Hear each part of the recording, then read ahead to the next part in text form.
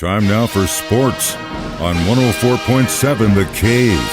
Here's Ned Reynolds. Mikey intern Ned Reynolds in the studio. It's Tuesday, and I'm a lot better off today than I was yesterday. All right, so Kansas City Chiefs are the home team in Super Bowl 58, which means that the team actually gets to choose a few things. First, what colors they want to wear, when they do their media stuff, which is huge for Coach Reed because he likes to do it in the morning, so practices feel the same, etc. And they get to choose the facilities, which, of course, the Chiefs chose the Raiders practice field and the 49ers practice at UNLV. Before you start throwing your, oh, my God, the league favors the Chiefs, the UNLV practice stuff is unbelievable. You ever seen that place? Also, a story that came out today that a Chiefs flag is buried. Oh, yeah. We've known about that for years, my man. That's only been there for a few years, so you couldn't have known about it that long. When they built it, that guy posted that picture, and it made the rounds then. So we are very aware of your sacrifice, sir. But, it's one of those things where it's kind of like... No, it is a non-story. It's a non-story. Continue with your question. Yeah, it is. I tried to make it as easy and as palatable as possible, but you're right. It's a non-story. Kadarius Toney had a kid and couldn't play. Now he's saying that the Chiefs lied about him being injured. Yeah, how's that for team unity? To talk about your employer lying and yet you're on the injured list. Guy is injured. He's got a hip injury or something. Does that keep him out of the action? Probably not if he were a contributing member, which he is not. He's seen his final days with the Chiefs. They may suit him up for the Super Bowl, who knows? But the fact is, he is history as far as Kansas City is concerned. I can't believe they'll bring him back. Why would anybody want a malcontent like that? Not after him blasting him on social media. You can definitely hear Coach Reed not happy about that. So now we know, again, where the Chiefs are going to be practicing. We know that they kind of have control being the home team. What kind of offense do you think we're going to see from the 49ers? Well, it's actually a pretty good one because the San Francisco 49ers are ranked number 1 in yards per game, number 1 in yards per play, and they have a very good scoring team, number 1 in touchdowns per game. Brock Purdy has excellent weapons. No, he may not be the most experienced quarterback, and he is still young, but he did show some stick-to-itiveness in the comeback win over the Detroit Lions. You've got Christian McCaffrey. You have Deebo Samuel, George Kittle, Brandon Ayuk. These guys can play. McCaffrey, heck, he led the league in rushing, and it really is kind of a top candidate for the MVP in the NFL or NFC.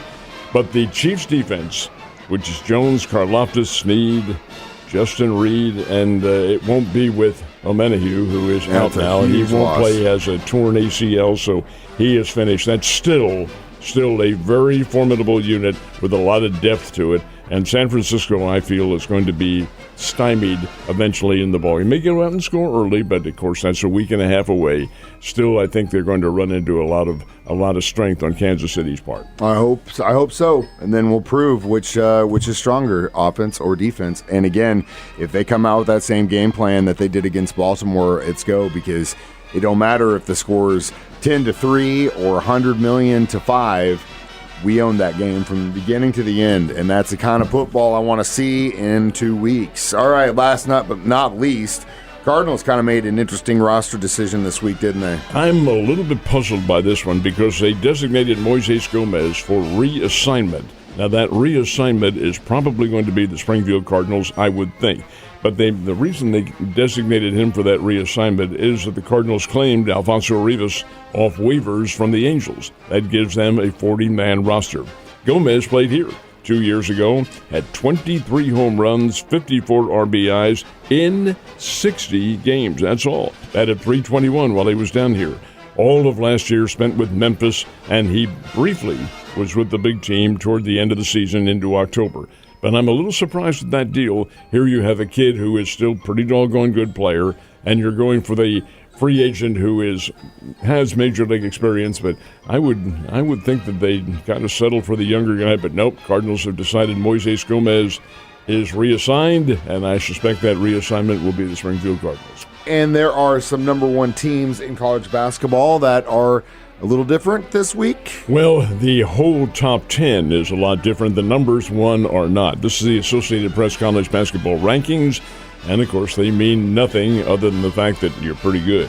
National champion Connecticut is number 1 in the men's division. They're fresh off a rout. They played Xavier, a conference game over the weekend, Sunday as a matter of fact, and blew them right out of the ballpark. Connecticut is a very good number 1 team. South Carolina is the ladies' number 1, and rightfully so. They went to LSU, a conference game, of course, they're both in the same conference, and defeated a very good LSU national championship team by 6 points it was, and that was last week. So indeed, you have South Carolina still number 1 and playing very well. Those teams are at the top of the heap. Now, there was a jumble in the top 10, but Mike, it doesn't really mean anything because you play the games out on the court. You'll have the big conference tournaments coming up at the end of the season, and then the NCAA and the NIT, for instance. So it'll be very good basketball. You are absolutely right, and we're getting a little close to a tournament happening here in about a month and a half, which is always my favorite time of the year. Super Bowl 58 is in 2 weeks. Might be the most expensive football championship game in history. Before we talk about this, I will agree, yes, we are looking at ticket prices. The cheapest one you could find as of yesterday, $7,000. And not to mention that everything in that town is going to be at least 30% more expensive, and that goes down to the bottled water they're going to try and sell you out on Fremont Street. Average ticket is $12,000 in and around that, $12,000, and the cheapest $7,000. But there's more. You add on the broker's fees, and there comes out to about $9,000. So it's pretty difficult to get in. However, keep in mind that corporations are the ones who usually buy the tickets and give them to top clients and things of that nature. So a sellout is, I guess nothing is guaranteed, but it'll be pretty close to that if it's not at Allegiant Stadium. And the big crowd and the TV.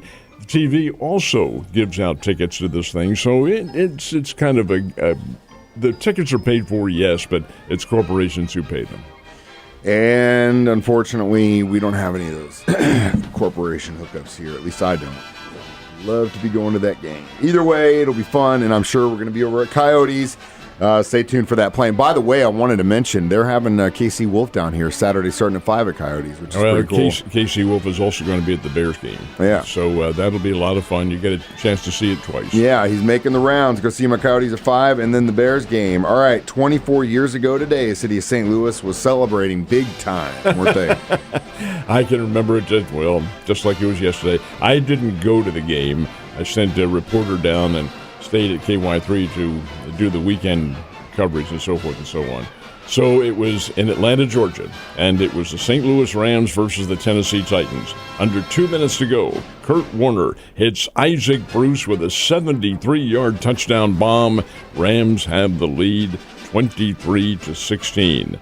Back come the Tennessee Titans. Steve McNair at quarterback, Air McNair. And what's he doing? He gets his team in that final minute and a half down close to the Rams goal line.